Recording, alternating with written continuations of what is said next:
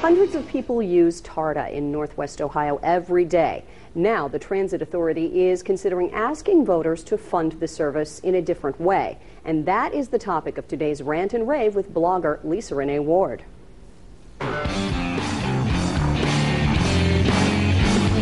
have a love-hate relationship with TARTA. When the bus is on time, I love it. It's my golden TARTA chariot. However, when I'm standing out in the rain or the cold and it's late, I admit I say a few unkind words about TARTA. Yet for me, it's an easy and inexpensive way to get places, like downtown. I don't have to rely on TARTA solely. I have other options. But for many people in our community, they don't have other options. It's either TARTA or a taxi cab. And while I have nothing against our local cab drivers, they're great. Cabs are more expensive than the bus.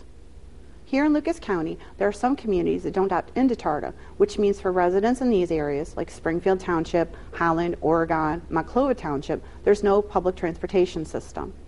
These communities don't pay into the property tax levies for TARTA, so the residents there don't have access to it, nor do people who use public transportation have access to their communities. Right now, discussions are taking place to have TARTA switch to being funded by sales tax, which would make services county-wide. Each one of the current member communities that have TARTA now first have to agree. Then this would be on the ballot for us as voters of Lucas County to either approve or disapprove. Monclova Township trustees recently sent a letter asking that member communities not allow this to take place because they don't want to provide public transportation in their community. Our area is the only transportation authority in Ohio that still uses property tax levies as a way of funding. The others all use the sales tax formula. While it's not my place to tell any of you how you should vote, I do believe that this is something that we should be able to vote on.